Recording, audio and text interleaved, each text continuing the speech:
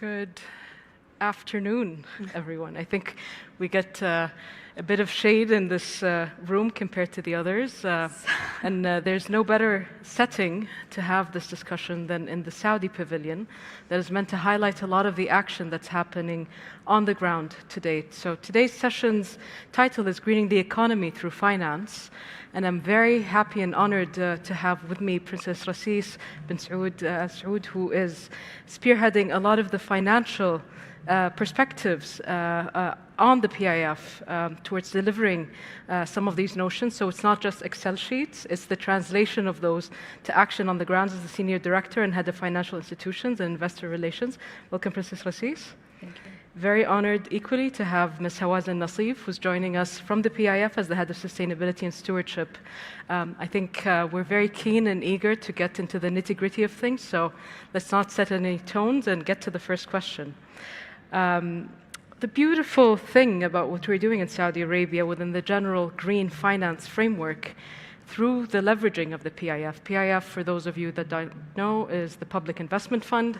It's the fund through which we're aiming to diversify our economy away from fossil fuels, and it's also the private sector, the more nimble aspect of Saudi Arabia that's aiming to achieve a lot of these goals and targets. And for those of you that are following the reach of the PIF, we know that its impact sometimes supersedes that of Saudi Arabia and to the greater world, and more recently, not solely to the developing, but equally to the developed world. So with that, maybe I'll jump right in, Princess Rasis. How does the PIF Green Finance Framework align with the broader sustainability goals and targets?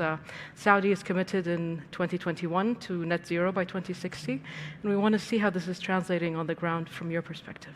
Thank you so much, Sha'il, for the question. First of all, I'd like to express how honored and privileged I am to be here at the Saudi Green Initiative. At this right forum, His Royal Highness the Crown Prince 2 years ago announced the Kingdom's target to reach net zero by 2060, and equally PIF did announce the same last year, which my colleague Hawazin will also talk more about. Maybe before explaining how our green finance framework is aligned with the sustainability goals of the Kingdom, it's very important to highlight the PIF role within the Kingdom Green Agenda. PIF is very instrumental in developing green projects and investing into sustainable projects as well.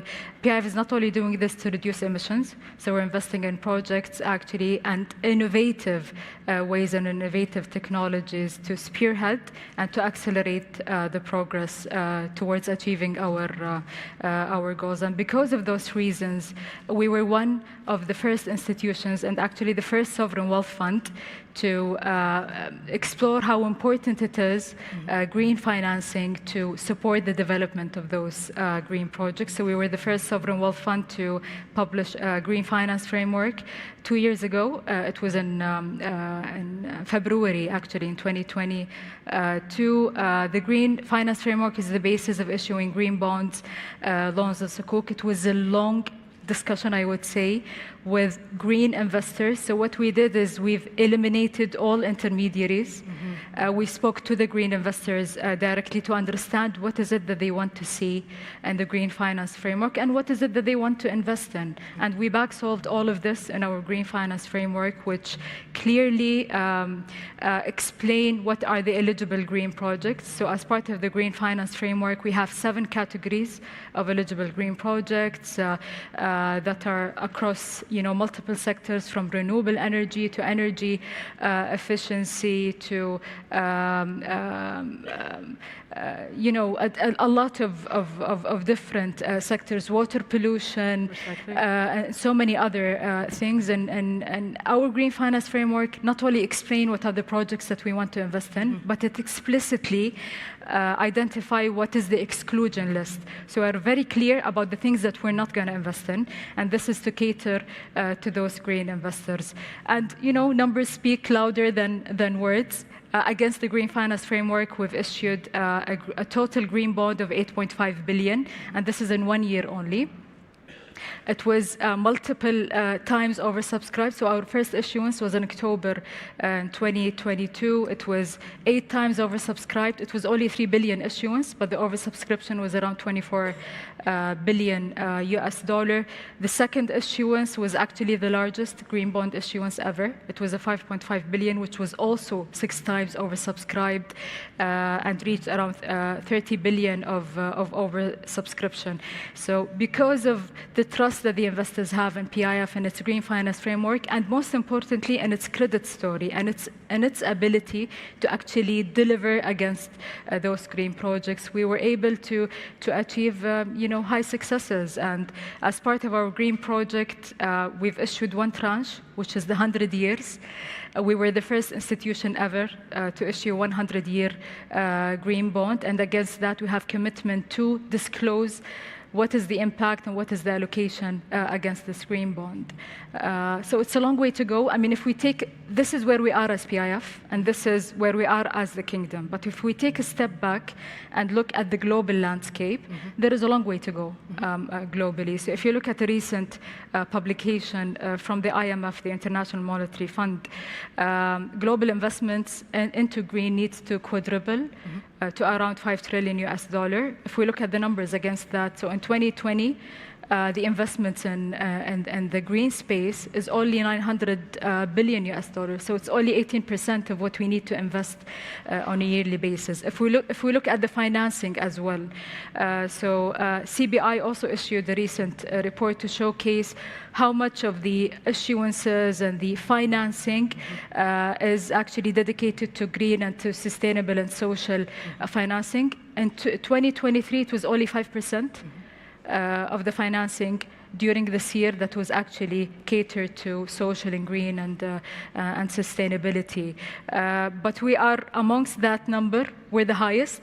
We're actually the highest issuer in the MENA and African region. And this shows how committed we are as PIF and as the Kingdom.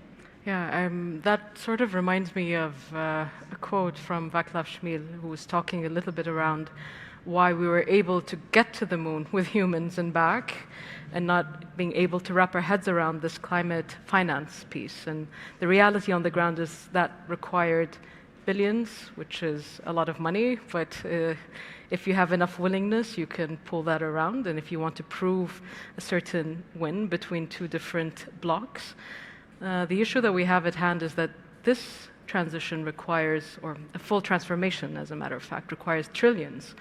And there's no better place to start than within the institution itself. We were reminded in the green room when we were having conversations, Hawazin, around some of the commitments that the Crown Prince made last year around the PIF itself and its own commitments towards net zero.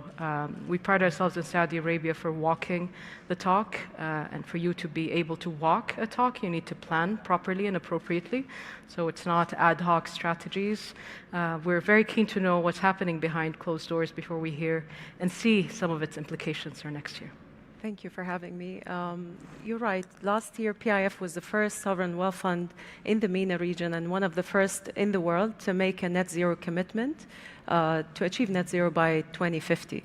At the time, this was a major commitment from PIF, which, to be honest, created a lot of doubt about our ability to achieve that. But we always walk the talk.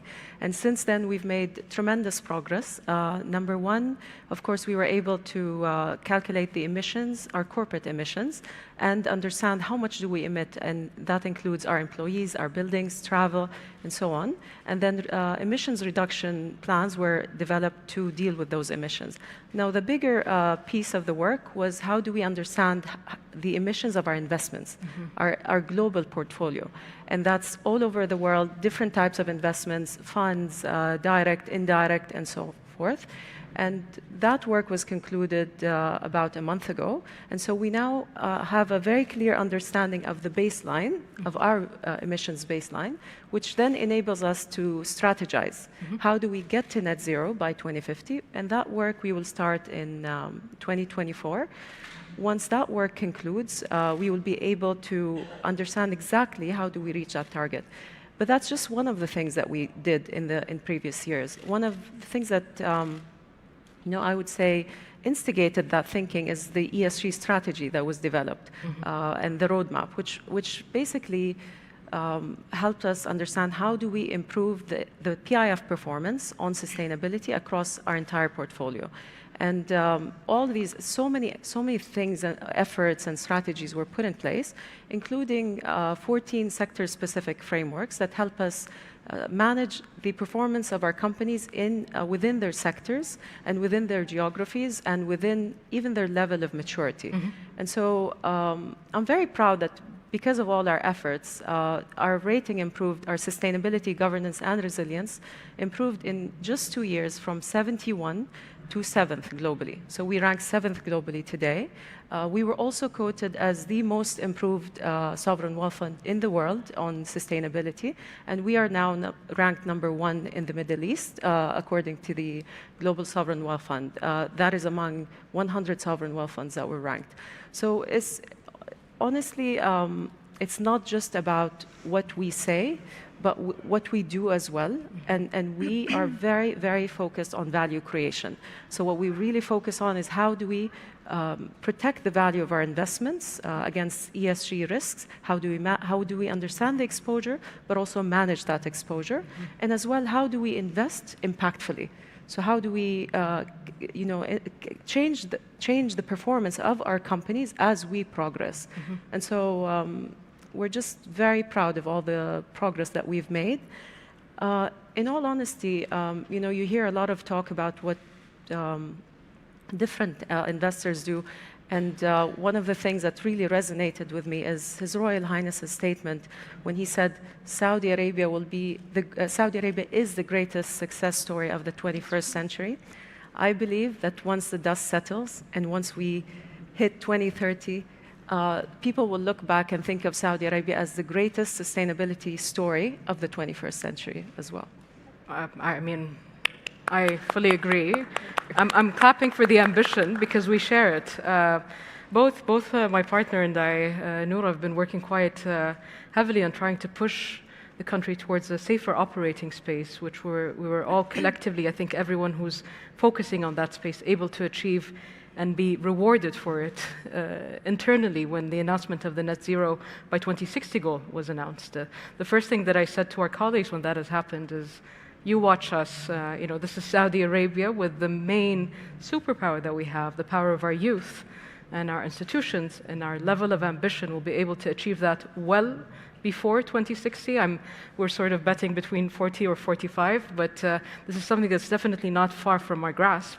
And I think the biggest powerhouse and the biggest secret that we have in our arsenal is the PIF, not solely within your progressive strategies of trying to meet those intended goals and targets, but I think importantly, within the solutions that these investments are allowing us to take, coupling pragmatism in the choices of investments, coupling an all of the above type of approach and the types of investments, and focusing, narrowing down the focus on where it matters by ensuring justice and equity to everyone and not leaving anyone behind is surely one of the best ways of achieving those goals and targets. And maybe to that I'll get back to you, Rassis, with another question around the green finance framework. I think we hear a lot of this notion of ESG, and one of the things that we've worked quite heavily on in Saudi Arabia is to understand how well we're already performing on the S, because the S was always part of our own culture, zakat, the mandate of giving it back to society, the same on the governance. That was a space that was somewhat progressive, but the E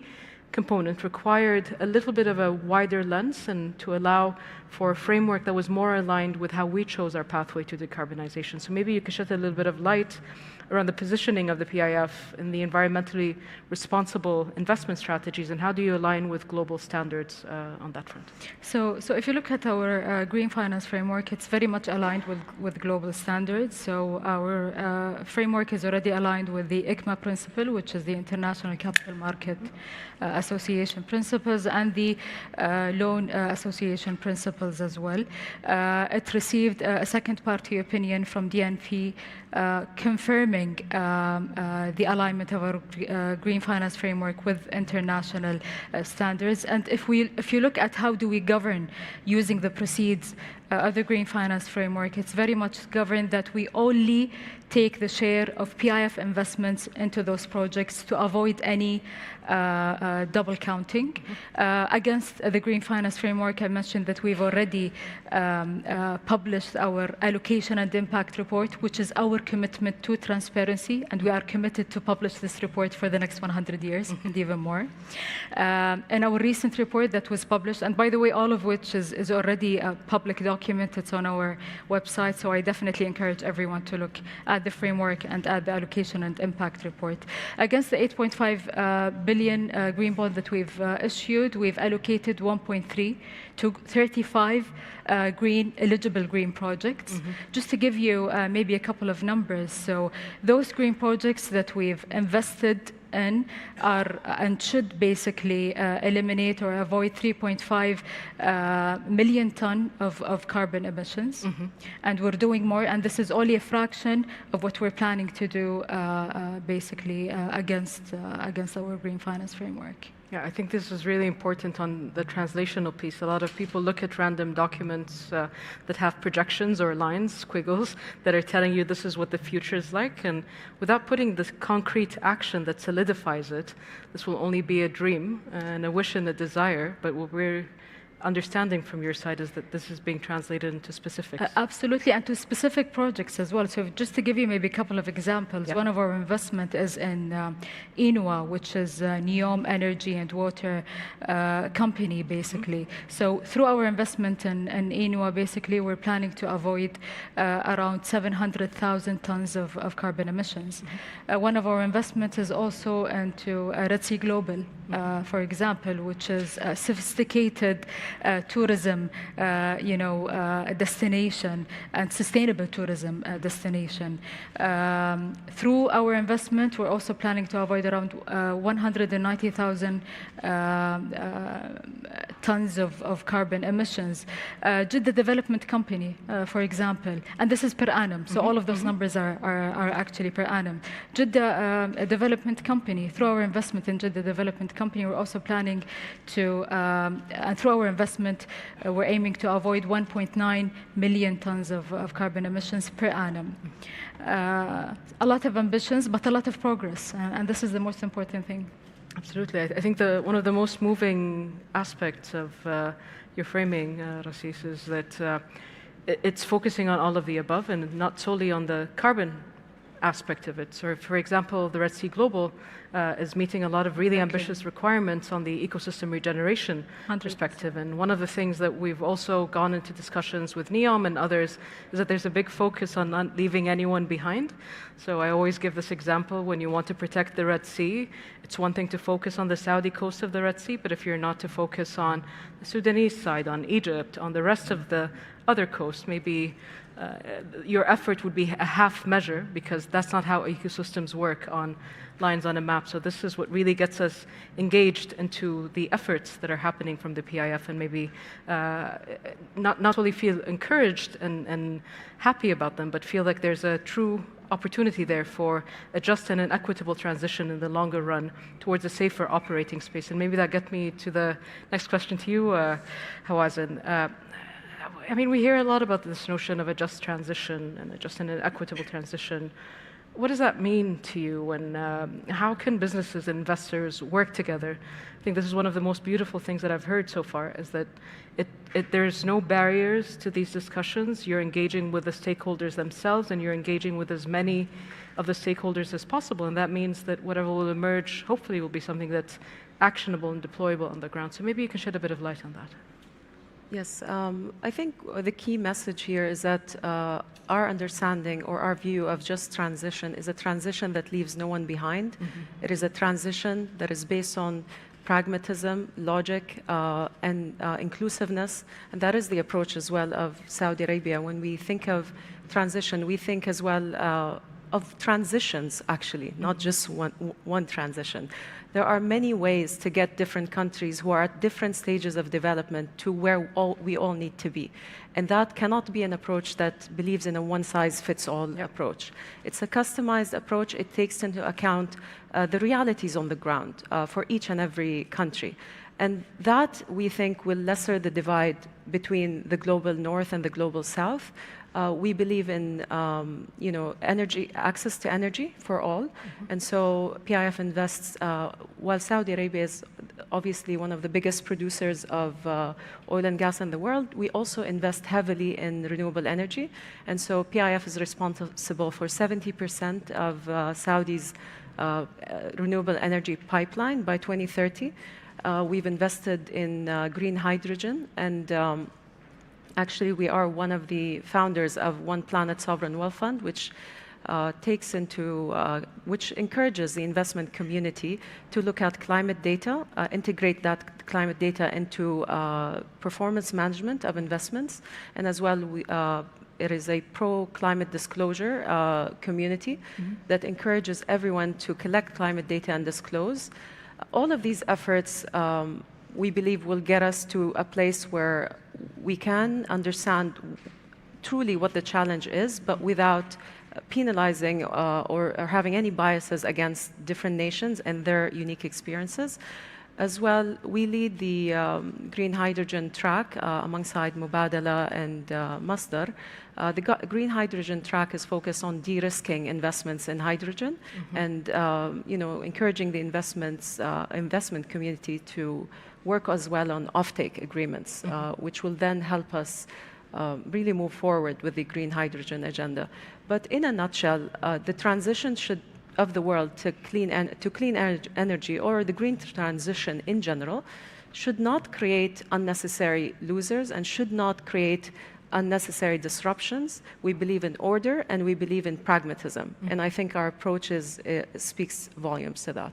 Absolutely. I mean, I always emphasize on that point is transition as a word sometimes is a misnomer because it shows you a very simple in your mind's eye system where you're dialing up a few solutions and dialing down others, and voila, you have the final solution. And in reality, this is a complete redefinition of what that system is like, and with it, the potential of creating a lot of noise and instability. And as a responsible country and a responsible investment fund, the aim is for you to help alleviate some of that uncertainty and make sure that there's some consistency. Absolutely. We're focused on what really works, what creates value, what protects, as PIF, we are so focused on value creation and on protecting the value of our investments from risk, ESG-related risk as well.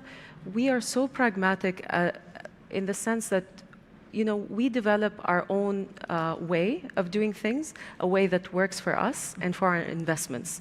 And so that ensures that we are very close to our companies. We engage with them very effectively and on a regular basis to understand their particular challenges and how can we provide support that really takes them to the next level.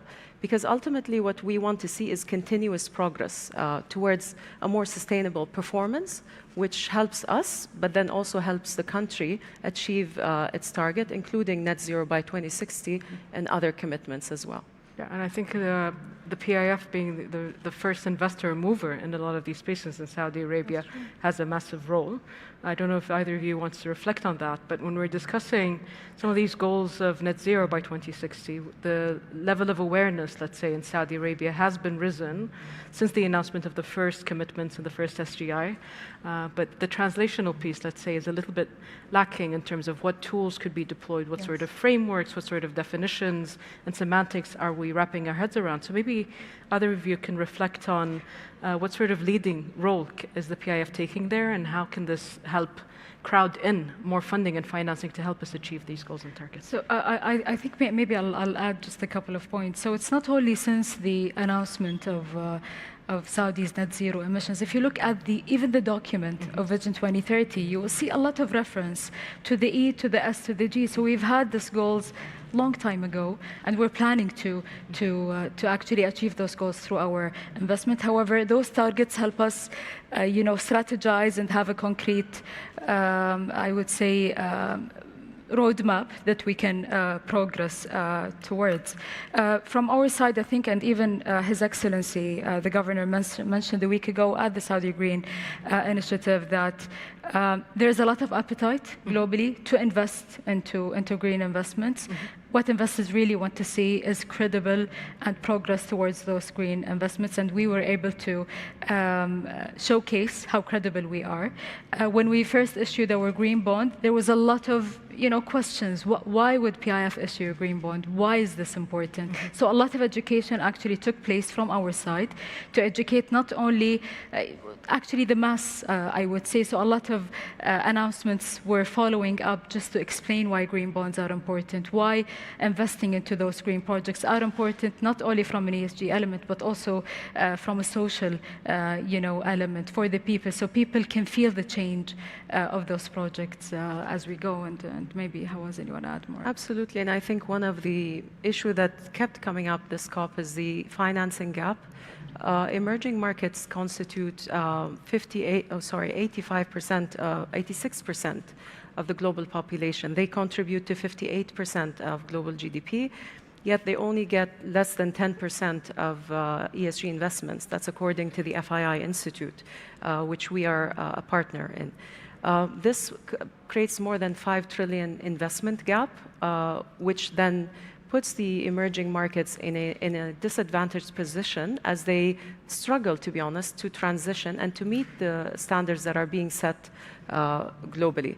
And so I think one of the things that we are doing is we're investing we're investing in Saudi in companies that will develop technologies and businesses that will facilitate that transition with the aim of scaling those solutions to many across the world. But also we're not focused on a specific market. We are invested globally, and that helps us bring that impact to everywhere in the world. But I think, you know, thinking beyond PIF, you know, the financing gap is a major issue that goes back to the just transition that we spoke about. So that's maybe something that requires more creativity in developing those solutions to address that. Absolutely, and I think every types of institution has a role to play. We've been having several chats on the sidelines at this COP to try and understand what was able to be achieved with this $75 billion commitment, which is huge sum of money, but peanuts in terms of what is needed. And the intention with it is not to solely solve for it, but to send a signal towards the market to crowd in. I think what's really needed as well, to the point that we're discussing, is the development of solutions, of propagating them, of scaling them up, but most importantly, of actually being on the ground where it matters. And I don't know if either of you wants to touch on the PIF's recent commitment to not solely focus on Saudi Arabia, but on the region as a whole, and why it matters to be physically where some of these opportunities may lay. Sure. I mean, PIF made a few announcements over the years on expanding our presence in countries such as Egypt and others in the region. I think it's part of it is, and that's not really my area, but we identified opportunities that we are, you know, focused on, and that makes sense for us to be in those markets. But as well, a lot of these markets are important for the entire ecosystem of the region, which we also depend on. One of the things that I think I want to mention before we finish is the ESG tool of the FII, which helps investors look at the ESG performance of companies in many markets, including some of these emerging markets that we're invested in. The reason this tool we think is very important is because it allows investors to customize their assessments to the actual realities of the companies they assess and drive some of the financing into emerging markets where we are invested as well. Other than that, I think, you know, this has been a very interesting COP. I think as we come to the end of it, we are all left with many things that we need to think about. But one of the things that we always need to consider is how do we approach this transition of the world to a greener economy with an open mind, with a focus on what's pragmatic, what works for all. We all need to move in the same direction for us to reach the goals of the transition. And that is always our approach at PIF. Always inclusive, always pragmatic, focused on value creation. Yeah, thank you very much for that. So just maybe to add one point to what Hawazin mentioned. So as you've rightly mentioned, PIF is an active investor. So we're not only investing in Saudi, we're investing globally, we're investing in so many different markets. If you look at the component of our assets under management, around 30% of which are investments internationally, and we're talking about 700 trillion. I mean, our assets under management, 700 trillion. And most of the investments that we make are actually into new technologies that are very much aligned with our ESG targets in general. And the idea is to bring in know-how and technology to the kingdom to help, you know, develop those sectors in the kingdom and support the roadmap to net zero by 2050, hopefully, and 2060 for the kingdom. Yeah, amazing. I mean, to me, it's very clear. The message is quite direct. Saudi Arabia's PIF is investing in all sorts of sectors that range from mining all the way to sports, and with it, an ability to amplify the spheres of influence and what it's able to translate on the ground. Saudi Arabia is choosing to take a pathway through the PIF of pragmatic approach to investments, but also long-termist, keeping in its mind's eye not the next 10, 20, but the next 100 years, as we've heard.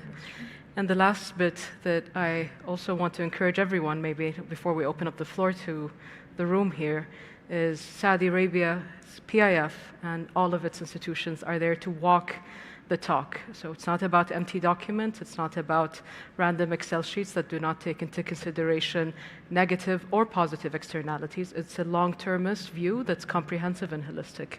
With that, thank you very much, Hawazin and Francis Rassis, for joining me, and we open up the floor for any questions that we have. Thank you.